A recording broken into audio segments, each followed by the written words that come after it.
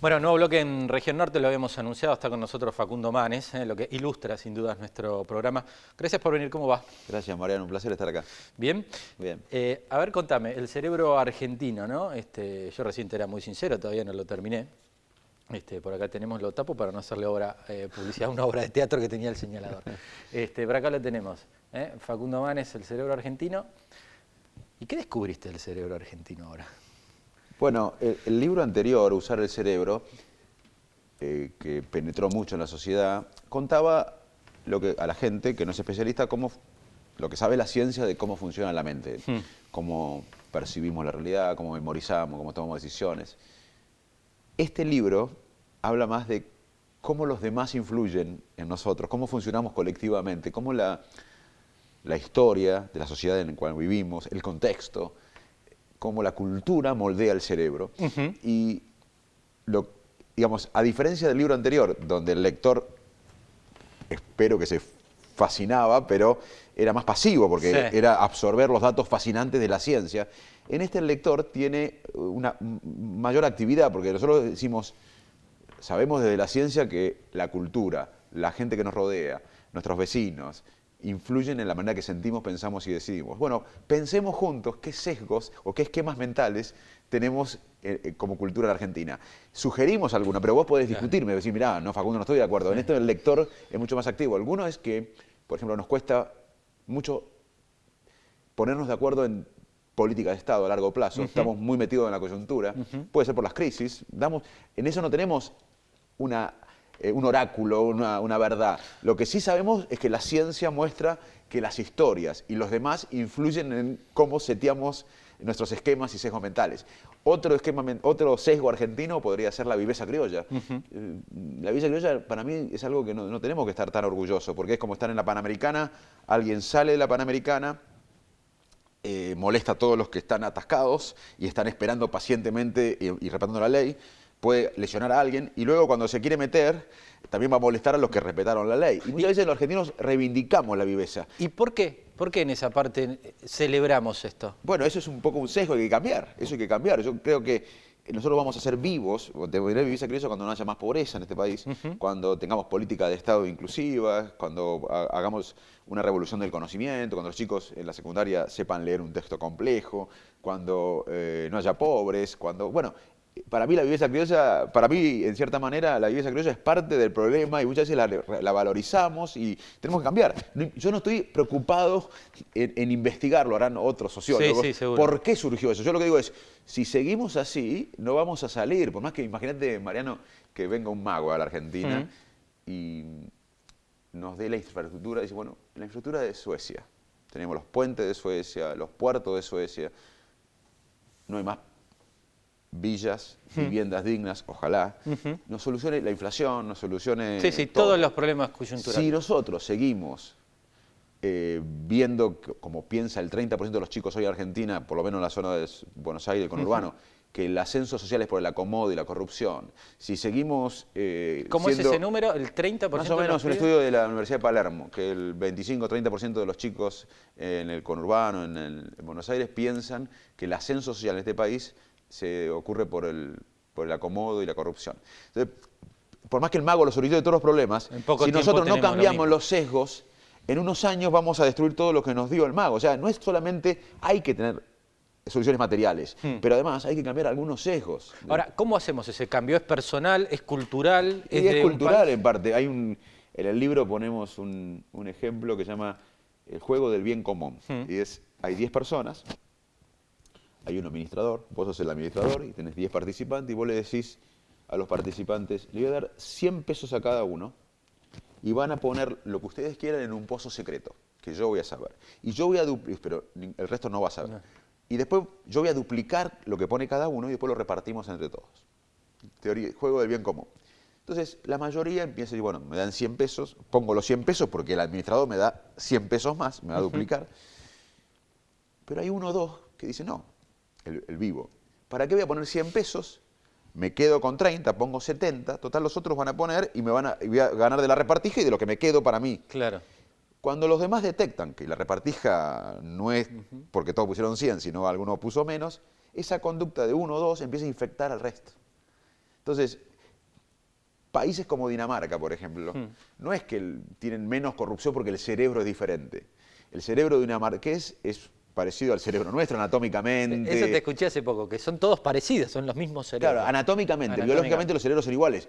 Pero a su vez, aunque parezca paradójico, la cultura, el contexto influye en los sesgos, los esquemas mentales, que es cómo funcionamos. Volviendo al tema de la corrupción, en Dinamarca hay menos índices de corrupción que en la Argentina.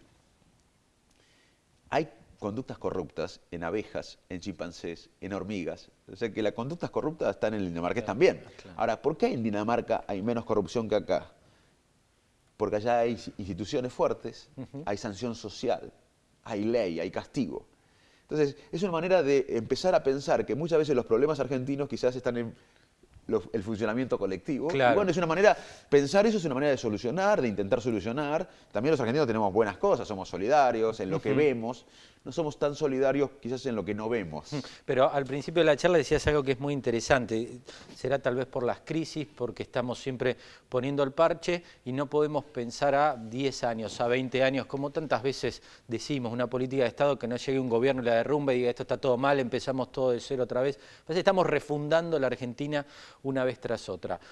Recorriste buena parte del mundo, tenés experiencia y estudios.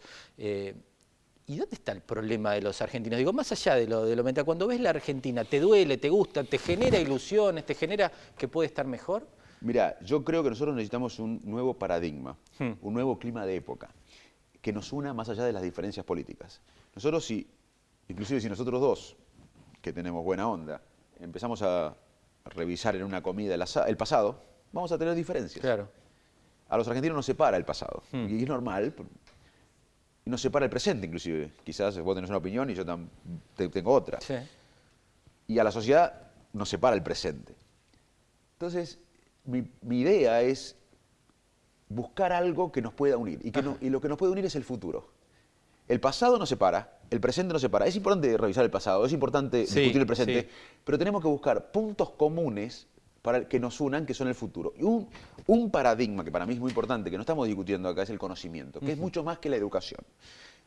Los países ricos y pobres hoy no se diferencian por los recursos naturales. De hecho, Nigeria tiene más recursos naturales que Japón. Los países ricos y pobres se diferencian por la capacidad de creatividad, de innovación, de conocimiento, del capital mental de los ciudadanos. Y nosotros en la Argentina tenemos una deuda. Tenemos 4 millones de chicos hasta los 17 años que están en la pobreza. La pobreza, aunque alguien en contexto de pobreza se alimente bien, el contexto de pobreza produce un impuesto negativo mental. Total. Entonces, tenemos que solucionar el tema de la pobreza. La educación argentina es de mala calidad hoy. De 100 chicos que entran a la primaria se reciben 37 y de los 37 que se reciben, la mitad comprende un texto complejo. En un mundo que ya está interconectado, globalizado, tener gente que no comprende un texto. Entonces, tenemos que tener empresarios que generen mayor valor agregado y que dependan menos del Estado. Tenemos que tener una sociedad que reclame esto. Porque esto no va a pasar por un dirigente político. Esto no va a pasar por un ministro, por un presidente, por más que tenga buena intención. Va a pasar cuando la sociedad lo reclame. Y acá pasó, Mariano. La democracia no la ganó Alfonsín, a quien yo respeto. La ganó la sociedad. La sociedad, sin duda. En el 78, mucha gente no reclamaba tanta democracia. En el 83 hubo una explosión donde el 90% pidió democracia. Y todavía tenemos democracia. Yo aspiro en que en algún momento estos temas, el capital mental, la educación, el conocimiento, sea número uno en la agenda de los argentinos. Hoy el desafío de esta sociedad es sobrepasar la grieta. Recién te lo contaba, estuve en varios encuentros por el Día del Periodista hoy con muchos de los que hablábamos desde distintos espacios de trabajo, desde distintos lugares, decíamos, y sobre todo lo local, que para mí lo local es muy importante porque es una cercanía con el vecino que lo cruzamos en la calle, que lo conocemos, que es del barrio, digo, estás lejos de pelearte por el rating o de lo que dijo uno u otro. Yo llamaba a superar la grieta entre los colegas, que muchas veces te terminás peleando en una mesa y no entendés por qué. Digo, el desafío de la sociedad, que en aquel momento recuperó la democracia, hoy es saltar esta grieta. Bueno, ¿Existe esa grieta? Digo, ¿coincidís en eso? Sí, pero la grieta no es... A los argentinos nos gusta pensar que somos únicos. En Estados Unidos, yo cuando estudiaba ahí, y ahora también los republicanos y los demócratas se mataban. Yo también viví en Inglaterra, los conservadores con laboristas se matan. Es normal pensar diferente. Lo que tienen los países que se desarrollan es que hay algunos puntos importantes que son Que están de política de acuerdo, Estado. claro. Y acá logramos eso. La democracia fue un buen paradigma. Nosotros tenemos que crear otro clima de época, otro paradigma, que para mí es el conocimiento, pero puede venir otro y decir es otra cosa, que nos una hacia el futuro y que sigamos peleándonos. El problema de la grieta es cuando solamente hay grieta. No hay otra cosa. No está mal diferir. Es más, hoy sabemos que está bueno disentir. Porque nosotros, como te dije, funcionamos con esquemas mentales, con sesgos. Hay un sesgo que se llama sesgo de confirmación, que mientras yo discuto con vos en una mesa, no te estoy escuchando. Lo que estoy haciendo es tratar de buscar información que refuerce lo que yo pensaba previamente. Y el esfuerzo es escucharte. El esfuerzo es ver qué puedo aprender de vos. Eso requiere un esfuerzo. Yo creo que el futuro lo da. Es interesante. Lo último, la educación es todo, hay que estudiar todo el tiempo. El capital mental, los valores, el afecto de los amigos, de la familia, la motivación. El cerebro humano aprende básicamente de 3 maneras. Cuando algo nos motiva, cuando algo nos inspira y cuando algo nos parece un ejemplo. Gracias, Facundo, un placer, ¿eh? Un placer. Un gusto. Gracias a vos. Les dije que era un programa distinto de Región Norte, que salíamos del contexto local, pero vaya si valió la pena. En un instante seguimos, no se vayan.